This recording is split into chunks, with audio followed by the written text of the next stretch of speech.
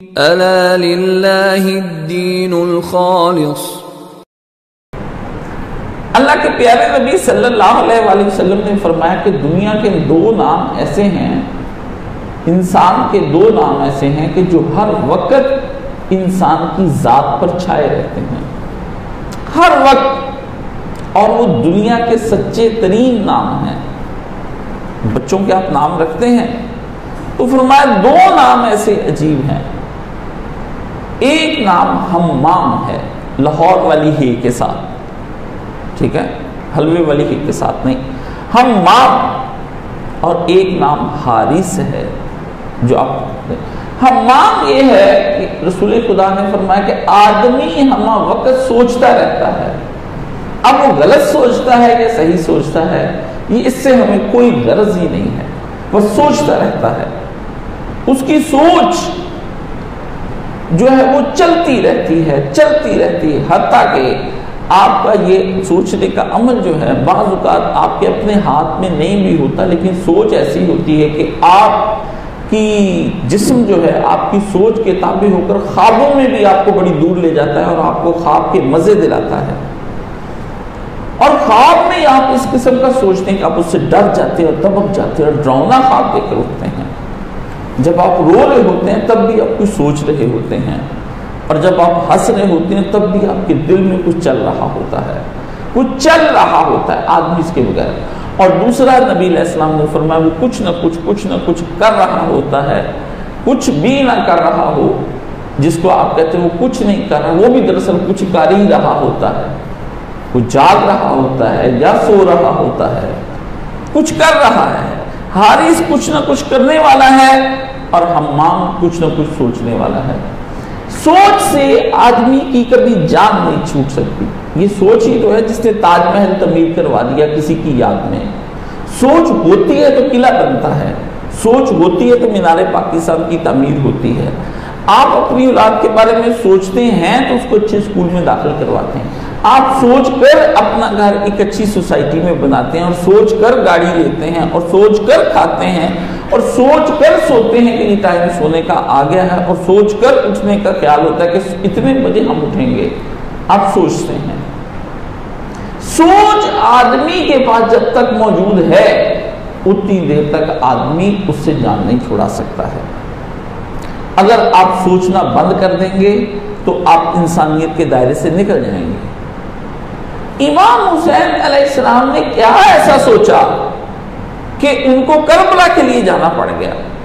کیا اچانک جانا پڑ گیا؟ یہ ایک اصل چیز ہے، جب تک آپ کربلا کا فکری پس منظر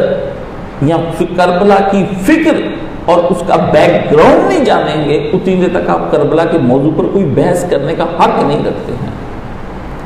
اب آپ نے اگر تاریخ اسلامی نہیں پڑھی ہے، اور تاریخ اسلامی سے میری مراد یہ کبھی بھی نہیں رہی ہے کہ آپ نے تاریخ اسلامی سے مراد یہ ہے کہ رسول اللہ کب تشریف لائے ہیں اور کب نبی بنے ہیں، نہیں، یہ اسلام کی تاریخ نہیں ہے، یہ اسلام کی تاریخ کا ایک باب تو ہے لیکن اسلام کی پوری تاریخ نہیں ہے۔ اسلام کی پوری تاریخ اس وقت شروع ہوتی ہے جس کے بارے میں اللہ فرماتے ہیں کہ تیرے رب نے کائنات بنانے کا ارادہ کیا، ادھر سے اسلام کی تاریخ شروع ہوتی ہے۔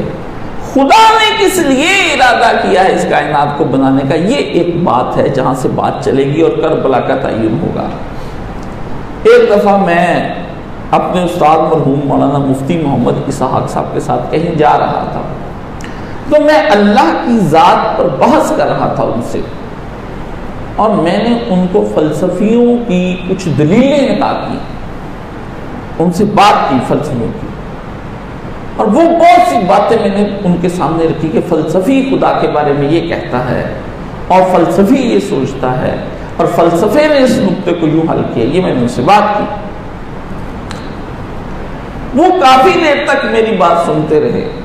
وہ عمومی طور پر کسی بھی آدمی کی بات بڑے تحمل سے سنتے تھے اور آخر میں ایک مختصر بات کہہ کے ختم کر دیتے تھے۔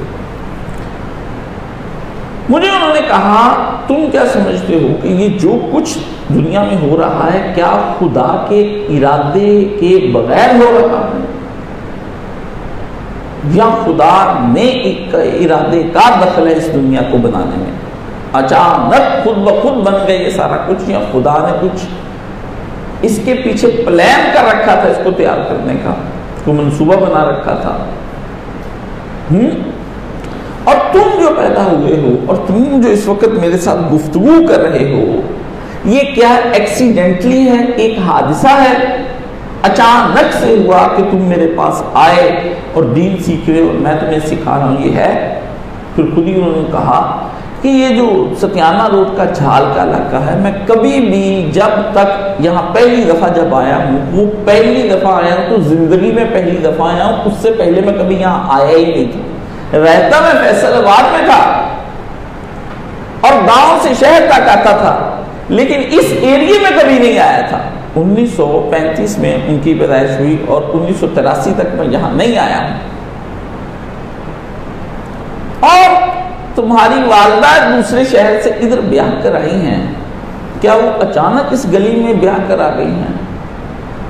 اور تم جو ان سے پیدا ہوئے ہو اور اس کے بعد تم میرے پاس کیا اچانک آ گئے ہو؟ کہنے لگے کہ تم سمجھتے ہو، لیکن اللہ نے یہ لکھ رکھا تھا سارا کہ وہاں سے یہ آئے گا، ادھر سے یہ آئے گا، وہ وہاں سے پڑھے گی اور یہ یہاں ہوگا، یہ دونوں ایک محلے میں اکٹھے کریں گے۔ اور اس بچے کے ذہن کے جو خیالات ہیں ان کو نکھارنے کے لیے مجھے اللہ نے تم پر اپوائنٹ کر دیا کہ اس بچے کو راہ ہدایت تم دو، اس بچے کو راہ ہدایت تم دکھاؤ۔ یہ بچہ ہم تمہارے سپرد کر رہے ہیں اور تمہارے دل میں میری محبت پیدا کر دی، ورنہ یہ 10 سال کا بچہ جو ہوتا ہے اس کو تو ٹافی اور گولی سے فرصت نہیں ہوتی۔ یہ 10 سال کا بچہ میرے پر لینے کے آیا اور ایسا اسیر ہوا کہ یہیں میرے پر بیٹھ گیا، اب گھر نہیں جاتا ہے، اسکول نہیں پڑھنے کو ترجیح دیتا ہے۔ تو میرا تمہاری محبت جو اللہ نے پیدا کی، کیا یہ اچانک ہو گئی؟ اس پہ انہوں نے میرے ساتھ راستے میں جاتے جاتے گفتگو کی، میں نے ان کو سڑک سے سواری میں سوار کرایا اور خود میں گھر کی طرف چلا آیا۔ اب میرا سفر شروع ہو گیا، وہ یہ بات کہہ کر اپنے سفر پر روانہ ہو گئے اور میں یہ بات سن کر اپنے سوچنے کے سفر پر روانہ ہو گیا، اور ایک ایسا سلسلہ میری زندگی کا میرے سامنے کھلا کہ جو آج تک پھر بند نہیں ہو سکا ہے۔ عزیزان گرامی، امام حسین کے پیچھے، ان کی سوچ کے پیچھے ان کے نانا کی سوچ تھی۔ ان کے نانا کا ان کے بارے میں تعین کیا گیا ہے، ان کے نانا ان کی زندگی کا ایک ہدف بنا کر گئے ہیں، ان کے نانا نے ان کو سمجھایا ہے اور ان کے نانا نے ان کے باپ علی کو بتایا ہے کہ تمہارا بیٹا فلاں جگہ پر ایسے ایسے شہید ہوگا، اور صحابہ کو بلا کر بتایا ہے، اور جناب فاطمہ سلام اللہ علیہ کو بلا کر بتایا ہے کہ یہ بچہ مت سمجھنا کہ کوئی لڑکا ہمارے ہاں پیدا ہوا ہے اور اب ہم اس کو پالنے کے بعد مدینہ طیبہ کا سب سے اچھا طبیب اور حکیم بنائیں گے، ہم اس کو مدینہ طیبہ کا سب سے اچھا انجینئر بنائیں گے، ڈاکٹر بنائیں گے، اور ہم اس بچے کے ذریعے سے ایڈمنسٹریشن آف مدینہ ان کو ریاض سے مدینہ سکھائیں گے، اور یہ یہاں بطور ڈپٹی کے کام کرے گا، اور یہ اس شہر کا مجسٹریٹ ہوگا ہمارا لڑکا۔ کیا ایسا نبی علیہ السلام نے فرمایا؟ اور پھر رسول کا اس کو گودوں میں لے کے پھرنا، نماز میں، خطبوں میں اس کے منہ سے وہ کھجور جو صدقے کی نکال دینا، اگر ایک بچے نے کھا لی ہے تو بچے کو حلال و حرام کا کیا، اس پہ کوئی قدر نہیں ہوتی بچے پہ۔ بچہ اگر چیز کھا جاتا ہے اور اس کو حرام ہو یا حلال، صدقہ ہو یا غیر صدقہ، پیغمبر گرامی نے اس بچے کو ایک تعین اس کی زندگی کا، جس بندے نے جتنا ان کے بعد رہنا تھا، اس بندے کو نبی نے اتنا ہی بتایا کہ یہ بچہ تمہارے ہاتھ میں آتا جائے گا، اب پھر اس کے ساتھ پرورش ہوگی، اس کے ہوگی۔ جبھی حضرت علی جب صفین کے مقام سے گزرے ہیں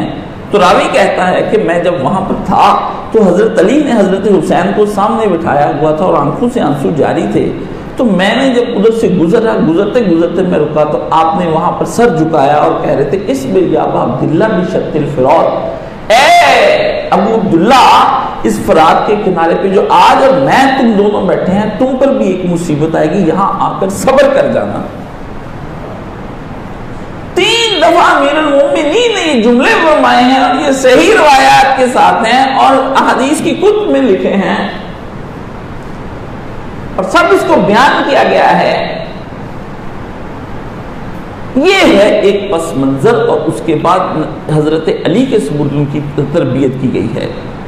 اس لیے کوئی بھی آدمی جو ہے وہ آپ کے پاس سوال بھیجتا ہے تو پہلے آپ کو اس کا فکری کربلا کا پس منظر سمجھنا چاہیے۔ اس وجہ سے میں گفتگو کر رہا ہوں کہ یہ میرے شاید یہ خطبات میں سے کچھ لوگ میرے کچھ ایسے جاننے نہ جاننے والے ایسے ہیں کہ اب وہ میرے خطبوں کے چھوٹے چھوٹے کلپ بنا کر کے وائرل کرتے ہیں، اور میرے علم میں نہیں ہے کون کر رہا ہے، کیسا کر رہا ہے۔ وہ کچھ زیادہ پھیل گئے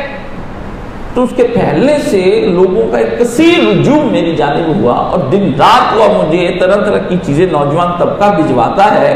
کہ اس کا بھی جواب دیجئے، اس کا بھی جواب دیجئے، اس کلپ کا دیجئے، اس روایت کا دیجئے۔ ہم نے مولانا اسحاق مرحوم سے پڑھا نہیں، وہ ہمیں ملے نہیں، تو آپ پر یہ قرض ہے کہ آپ ہمیں سمجھائیں، آپ نے ان سے سیکھا ہے، اور ہمیں وہ ملتے تو ہم ان سے پوچھتے۔ میں پوچھا کرتا تھا، اب وہ ہے نہیں، اب میں آپ سے پوچھتا ہوں، مجھے وہ ملے نہیں ہیں، مجھے اس کی سمجھ نہیں آ رہی ہے فلاں۔ اب مجھے یہ بتائیے، میں ایک آدمی کے ساتھ اگر گفتگو کروں اور اس سے ملاقات کرنے لگوں تو کیا میں اسی تیلی کے کولو کی طرح گھر میں ہی 150 کوس کرتا رہوں گا اور گھوم گھوم کر ادھر ہی آتا جاؤں گا، یا آگے بھی کہیں مجھے بڑھنا ہے؟ اتنے سوال ہیں، لیکن میں اس نوجوان طبقے کو یہ میں ان سے کہوں گا کہ میرا یہ کلپ تو لازمی طور پر اگر کوئی کاٹ کر وائرل کرتا ہے تو اس کو تو پہلے کرے نا، کہ میرے نوجوان بھائی اگر تم سیریس ہو دین کو اور اہل بیت کو اور قرآن کو لے کر سنجیدہ ہو تو تمہیں خود کو وقف کرنے پڑے گا، تم کو خود کو وقف کرنا پڑے گا، اپنے آپ کو سمجھنے کے لیے وقف کرنا پڑے گا، تمہیں محنت کرنی پڑے گی، تمہیں قرآن و سنت آ کر باقاعدہ طور پر سمجھنا پڑے گا۔ میں تمہیں میسجنگ واٹس ایپ پر کیسے کر کے جواب دے سکتا ہوں، لکھ کر اور بول کر کے، جس کے پاس وقت ہی تو نہیں ہے، باقی سب کچھ تو ہے میرے پاس بحمد اللہ تعالی۔ قیمتی چیز وقت ہے۔ اگر آپ کربلا کو مضبوط بنیادوں پر سمجھنا چاہتے ہیں اور واقعی حب اہل بیت آپ کے دل میں ہے اور واقعی امام حسین کی فکر کو لے کر آپ کچھ آگے کرنا چاہتے ہیں اور آپ کی اندر طرف ہے، تو پھر آپ کو سمجھنا پڑے گا، ایک محنت کرنی پڑے گی، اور وہ محنت واٹس ایپ پر نہیں ہوگی، وہ محنت باقاعدہ ایک عالم دین بننے کے ذریعے سے ہوگی، تاکہ آپ قرآن، حدیث، فقہ اور تاریخ کا ایک اچھا خاصا مواد اور محنت کریں، اور اس پر آپ کو ایک وقت صرف کرنا پڑے گا۔ یہ جو مناظرہ نا جنگ آپ ہم سے کہتے ہیں کہ ہم کریں، میں اس سے کوسوں دور ہوں اور بیزار ہوں۔ مناظرہ کبھی شوق تھا، لیکن جب استاد جی نے فرمایا کہ العلم حجاب الاکبر، آدمی کا مناظرہ کرنا ہی اس کی زندگی میں اس کے اور خدا کے درمیان میں سب سے بڑا پردہ بن جاتا ہے، وہ پردہ کبھی ختم نہیں ہوتا ہے۔ جواب سن لیے، جواب پر غور نہیں کیا۔ ایک اچھا طالب علم ہمیشہ استاد سے پوری مشق نہیں سمجھتا ہے، وہ کلیہ سمجھتا ہے۔ آپ نے کلیے پڑھے ہوئے ہیں ریاضی کے کہ یہ کلیہ لے لو اور اس کلیے کے تحت پھر اپنے ذہن سے کام لیتے جاؤ۔ اس میں آپ لوگوں کو اس لیے بھی ڈانٹ ڈپٹ کروں گا کہ میں اپنا بھی واقعہ اس میں بتانا چاہتا ہوں۔ میں مولانا صاحب کے پاس بات میں بات بھاگ کر جایا کرتا تھا کہ اس سوال کا جواب دے۔ کچھ مدت تک تو وہ میرے سوال کا جواب دیتے رہے۔ ایک دفعہ میں ان کے پاس گیا تو میں نے ان کو پڑھتے ہوئے ڈسٹرب کیا اور کہا کہ یہ اس طرح سے معاملہ جو ہے اس کو حل فرمائیے، اور بڑا گھبرایا ہوا۔ انہوں نے اس قدر مجھے زور سے ڈانٹا جو ان کی طبیعت کے بالکل خلاف تھا، اتنی جھڑکیاں دیں اور اس قدر میری طبیعت صاف کی، انہوں نے اس قدر طبیعت صاف کی کہ میں ان کا یہ رنگ اور روپ دیکھ کر حیران رہ گیا۔ میں نے ان کی زندگی میں ان کی گرمی سردی کو ایک سا ہی برداشت کیا ہے، ناراضی نہیں کبھی میں نے ان سے کی، کبھی بھی نہیں۔ ایک دفعہ کی تھی وہ کسی موضوع پر کہ خطبہ اردو میں کر دیں، اس ایک بات پہ میں ناراض ہوا تھا، اور وہ میرے لیے آج مصیبت بنا ہوا ہے کیونکہ وہ اردو میں ہو جاتے تو آج ایزیلی ٹائپ ہو جاتے۔ یہ تو انہوں نے مجھے کہا تم دماغ کو کیوں اپنے کام میں نہیں لے کر آتے، سوچتے کیوں نہیں ہو، تدبر کیوں نہیں کرتے ہو؟ میں نہیں رہوں گا تو کس سے پوچھو گے؟ میں نہیں رہوں گا تو کس سے پوچھو گے؟ لوگ تمہیں گمراہ کر دیں گے اور تم میری ساری کی محنت ضائع کر دو گے۔ کوئی آئے گا تمہیں شبہ ڈال دے گا، تم سارا اس شبے کا شکار ہو کے تم استادوں کو میری طرح کا تمہیں نہیں ملے گا کوئی ایماندار آدمی، نہ محقق ملے گا۔ کس کے پاس جاؤ گے؟ غالب نے کہا تھا کہ کس کے گھر جائے گا یہ سیلاب بلا میرے بعد؟ اے محبوب جتنا عشق میں تجھ سے کرتا ہوں پھر تو کون تجھے اس قدر چاہے گا جتنا میں چاہ رہا ہوں، کچھ ہوش کر، میری قدر کر۔ میں نے ان کی اس بات کو سوچ کر کے وہیں پر بیٹھے چپ کر گیا، تو میں کوئی کتاب کا ایک حصہ پڑھ کر سنانے لگا، کہتے یہیں رک جاؤ، وہ میں بتا دیتا ہوں۔ میں نے ان سے کہا کہ اس میں لکھا ہے کہ جب ہلاکو خان نے بغداد کو تباہ کر دیا اور برباد کر دیا تو مسلمانوں کی سب کتابیں جو ہیں وہ ضائع ہو گئیں۔ اے کاش مسلمانوں کی وہ کتابیں ہوتی، آج ہم ترقی پر ہوتے۔ کہنے لگے کتنا بڑا مغالطہ ہے، پوری دنیا کتنی اس مغالطے میں پھنسی ہوئی ہے۔ کیا وہ کتابیں ایک ایک ہی اس کی کاپی وہاں موجود تھی؟ دنیا کے باقی کتب خانوں میں کوئی کاپی موجود نہیں تھی ہے؟ اور اتنی بڑی یونیورسٹیاں مسلمانوں نے پوری دنیا میں بنائی ہوئی تھی، وہ ایک ایک لکھی اور ادھر رکھ کے سارے بھئی اور جگہ کتب خانوں میں پڑی تھی وہاں سے لا لا کے اس کی کاپیاں یہاں رکھی گئی تھی کہ یہ بنیادی دارالحکومت ہے، یہاں پر بھی وہ ایک کتاب، نہ کہ یہاں سے ادھر کو جاتے۔ کیا بات کرتے ہو تم؟ کہتے یہ دیکھو کیسی ہمکانہ بات اس نے لکھی ہے اور تم بھی مان رہے اور دنیا بھی مان رہی ہے۔ مجھے یہ بات اس لیے آپ لوگوں کو سنانی پڑی کہ میں آپ لوگ جو میرے سامنے آتے ہیں، میں یہاں مزے کی باتیں آپ کے طور پر آپ کو سکھا سکتا ہوں۔ اس کا تعلق جو میں بات کر رہا ہوں، اس کا تعلق فقط کربلا سے نہیں ہے، زندگی کے ہر شعبے سے ہے، اور آپ کے نفسیاتی، نفسانی، ذہنی، قلبی ہر طرح کے مسائل کا حل میری اس گفتگو کے ساتھ جڑا ہوا ہے۔ یہ علم کا وہ دروازہ ہے جو مجھ پر اللہ نے میرے استاد کے ذریعے سے کھولا، اور علم کا یہی ایک دروازہ ہے جس دروازے سے پھر میں نے اپنے لیے 1000 دروازے علم کے پھر خود کھول لیے۔ ایک چابی انہوں نے لگانی سکھائی کہ چابی کو دائیں سے بائیں 2 دفعہ گھماؤ، پھر تیسری دفعہ دائیں گھما لو، اور پھر چوتھی دفعہ یوں گھما لو، تالا کھل گیا۔ کہ یہی باقی دروازے اس چابی سے کھولتے جاؤ، تالے کھلتے چلے جائیں گے۔ آپ کی سوچوں پر تالے ہیں،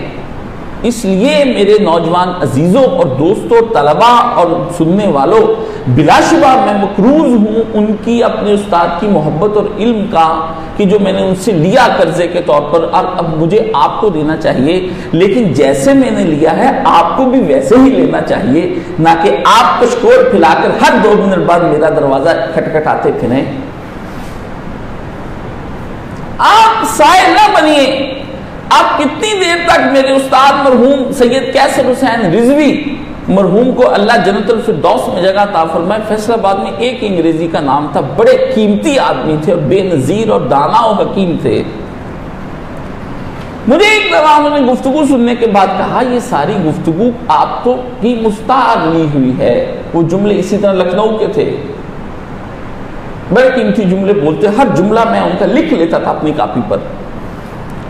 مستعار لی ہوئی ہے، میں چاہتا ہوں تمہاری اب اپنی راس بن جائے۔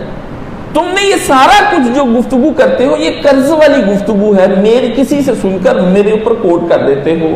کسی سے جملہ لے کر کتاب سے پڑھ کے وہ ہمیں آ کر سنا دیتے ہو۔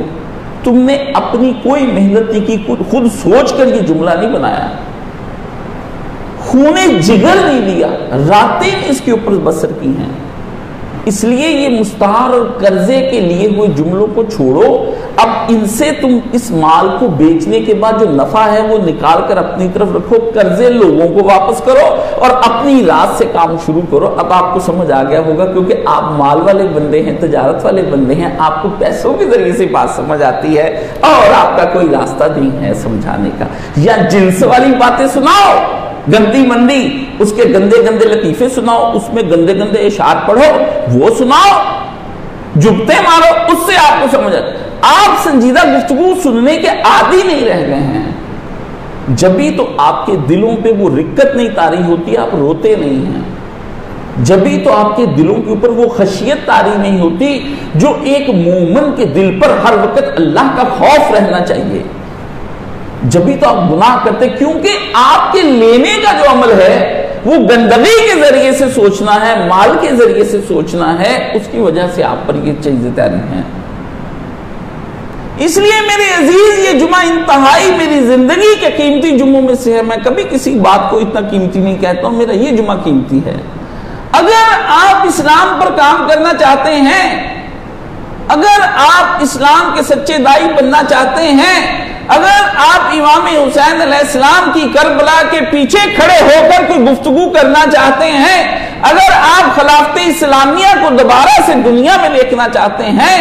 اگر آپ اپنے نبی کے منہج کو دنیا میں رائج کرنا چاہتے ہیں، تو زندگی صرف کرنی پڑے گی۔ یہ پرائیویٹ جاب نہیں ہے، یہ پارٹ ٹائم جاب بھی نہیں ہے، یہ کل وقتی جاب ہے، ہمہ وقت آپ کو یہاں پر ٹائم لگانا پڑے گا، پھر آپ کو کرنا پڑے گا کام۔ آپ کی نسلوں کو جا کر اس پہ پوری زندگی محنت کرنی پڑے گی۔ اگر آپ نے یہ سوچ، آپ آئے، سوال کیا، میرا کچھ سر کھایا اور پھر اس کے بعد گھر چلے گئے، پھر سوال کیا، پھر آپ کا سر کھایا، کتنی دیر تک یہ کام چلتا رہے گا؟ میں مروتاً خوش ہو کر نہیں، آپ سمجھتے ہیں مروتاً کیا ہوتا ہے؟ کہ لحاظ کر رہا ہوں آپ کا کہ مریض ہے، قلبی طور پہ خوش ہو کے نہیں استاد حارق کو جو ہر بات کا جو میں دیتا جاؤں گا جواب، اور تھک جاؤں گا، پھر آپ سے کہوں گا آپ چلے جائیں، ٹھیک ہے،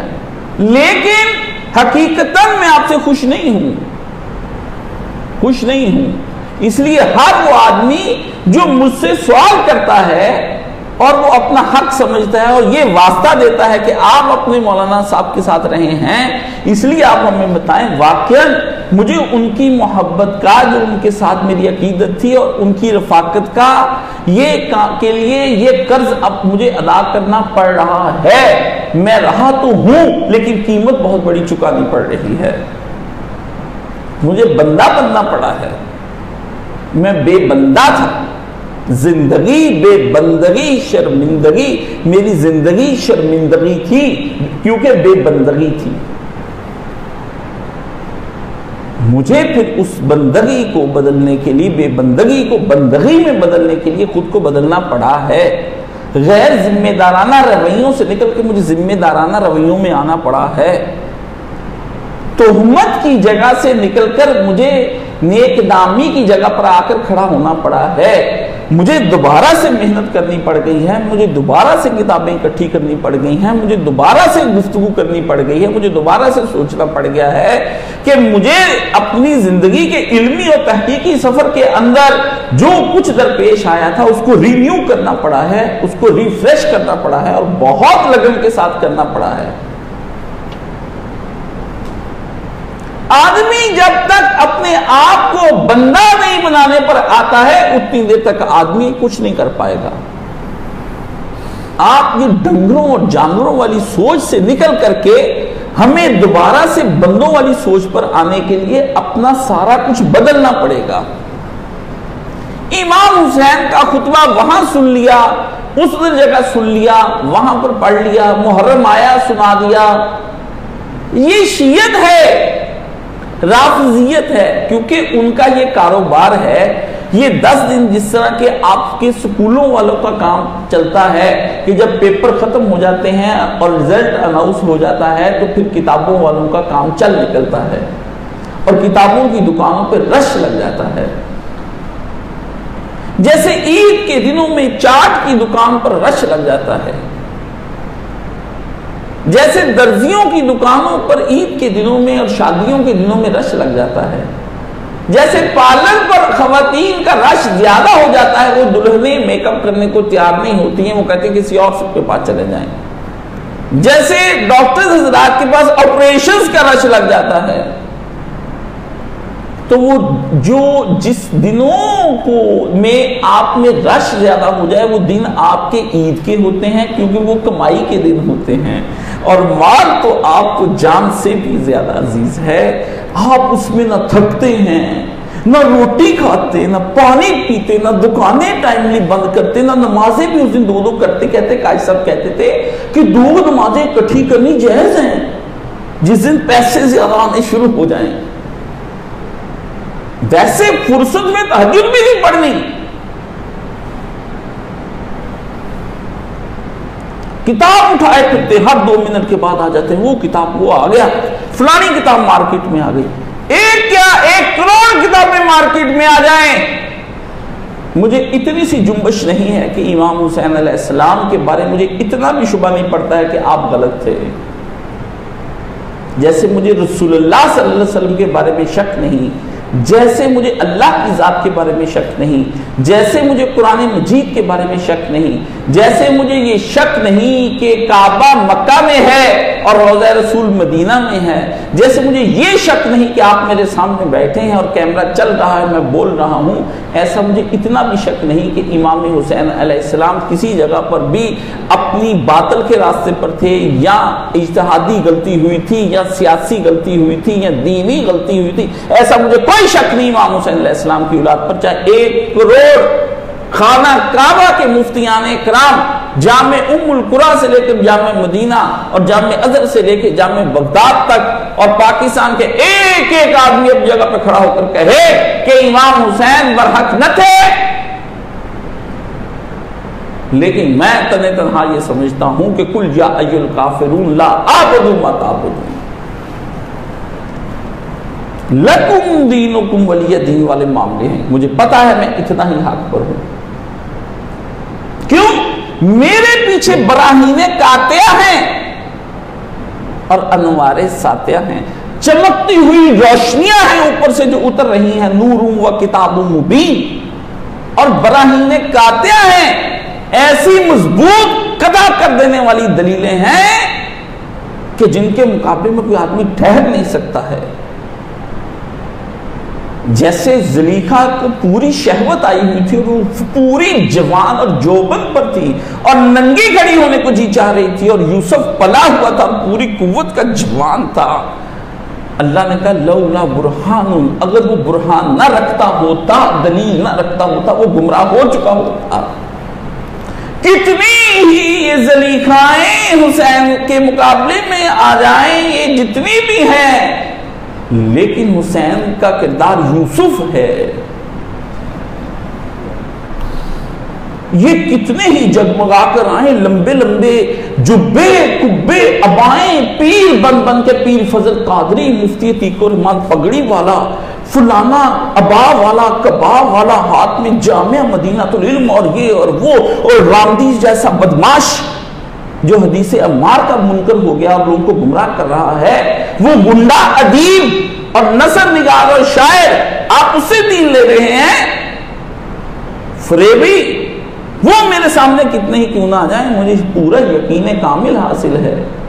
کیونکہ جس کے پیچھے میں ہوں اس سے زیادہ دنیا نے ماں سے، اس سے زیادہ ماں نے سچا جنا نہیں، دھرتی پر آیا نہیں، خدا نے بھیجا نہیں، جس کو محمد رسول اللہ صلی اللہ علیہ وآلہ وسلم کہتے ہیں۔ آپ کو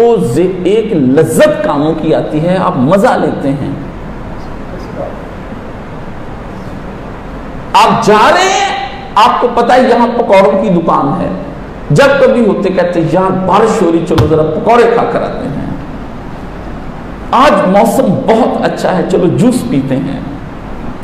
آج موسم بڑا ہینڈسم لگ رہا ہے، چلو بیگم آج تمہیں لانگ ڈرائیو پہ لے جاتے ہیں، آپ چسکے کی دکان پر جاتے ہیں، آپ مزہ لیتے ہیں، آپ کو ایک پوائنٹ ملا ہوا ہے کہ چلو وہاں جمعہ پڑھتے ہیں، ان دنوں میں خوب ہنگامہ کرتے ہیں، کاشف صاحب چلتے ہیں وہاں پر، کوئی ہاؤ ہو تو ہوگی، کوئی میں ناؤ نوش تو ہوگی. کیوں یہ بے آباد مراکز، یہ کروڑوں کے بنائے ہوئے مراکز بے آباد کیوں ہیں؟ یا کوئی تزکیہ نفس کے لیے نہیں آتا. جو آتا ہے اپنی کسی غرض کی بنا پر آتا ہے. کوئی بھی ہو، کوئی بھی آدمی ہو یہاں پر آتا ہے، کسی کوئی غرض ہے. جب اس کے بعد فرصت ہوتی تو وہ آتا ہے، جب فرصت نہیں ہوتی وہ نہیں آتا ہے. مدرسہ ہو، اٹھا میں مدرسہ ہو، خانقاہ سے غمناک. اقبال نے کہا یونیورسٹی ہو یا مدرسہ یا خانقاہ ہو، اقبال کہتا ہے میں روتا ہوا اٹھا ہوں وہاں سے کہ افسوس نہ نگاہ ہے، نہ محبت ہے، نہ میں نہ جاؤں. یہاں پہ کچھ بھی نہیں ہے. نہ نگاہیں ہیں کہ جس کی نظر سے تقدیریں بدل جائیں، نہ محبت ہے. جیبوں کے بھی نظر ڈالے ہوئے پیر بیٹھے ہیں، مولوی بیٹھے ہیں کہ چندہ مندہ کتنا لے کر جاتے ہیں. کھانا کیا میرے لیے لاتے ہیں کھانے کے لیے، اچھے سے کپڑے کب جاتے ہیں، پرفیوم گھڑیاں دے کے خوش کر جاتے ہیں ہمیں جاتے ہوئے. یہ وہ قلبی درد ہے جس کی بنا پر میں کہتا ہوں آپ امام حسین کے بارے میں سنجیدہ نہیں ہیں.